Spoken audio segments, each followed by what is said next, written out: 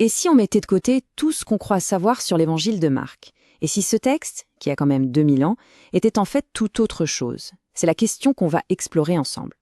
Alors, commençons directement par une question un peu provocatrice.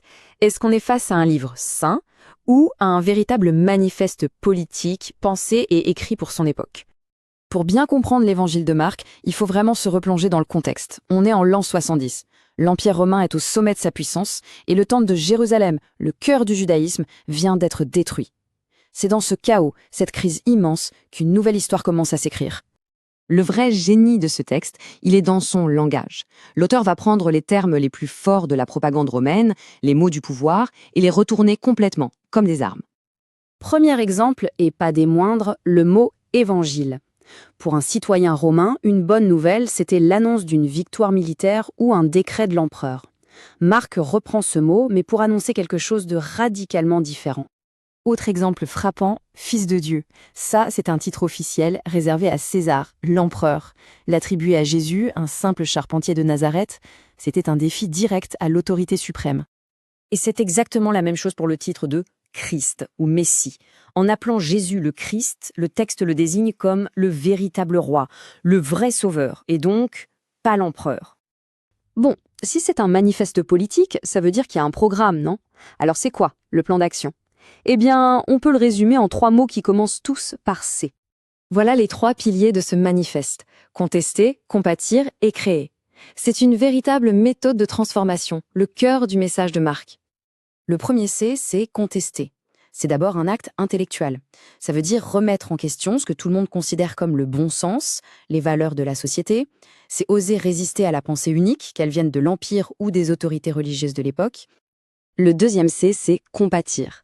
Là, on passe à l'émotionnel. C'est un acte de compassion profonde envers tous ceux qui sont brisés par le système. D'ailleurs, le mot utilisé dans le texte original est incroyablement fort. Il évoque l'amour viscéral d'une mère pour son enfant. Soigner une personne, c'est un acte politique qui vise à guérir la société tout entière. Et enfin, le troisième C, créer. C'est l'étape de l'action, du concret. Il ne s'agit plus seulement de contester ou de ressentir, mais de bâtir. Bâtir une nouvelle communauté avec de nouvelles règles qui ne sont pas basées sur la famille, la richesse ou l'origine. C'est la construction d'une alternative. Alors, pour suivre ce programme, ce manifeste exige un changement, mais un changement profond, total. Et ça commence par redéfinir un mot que l'on croit tous connaître, la repentance. Et là, c'est fascinant de revenir au mot grec original, métanoïa. Ça veut littéralement dire changer d'esprit. Pas juste regretter une faute, non, c'est une transformation complète de sa manière de penser, de voir le monde. Donc on ne parle pas de faire quelques petits ajustements, on parle de rejeter en bloc le système de valeurs de l'Empire, la course au pouvoir, à la richesse, au statut, pour en adopter un radicalement nouveau. Et ça redéfinit même la notion de péché. Le péché, ce n'est plus seulement une faute morale personnelle, c'est le fait même d'adhérer, de participer à un système qui opprime les autres. C'est une vision éminemment politique.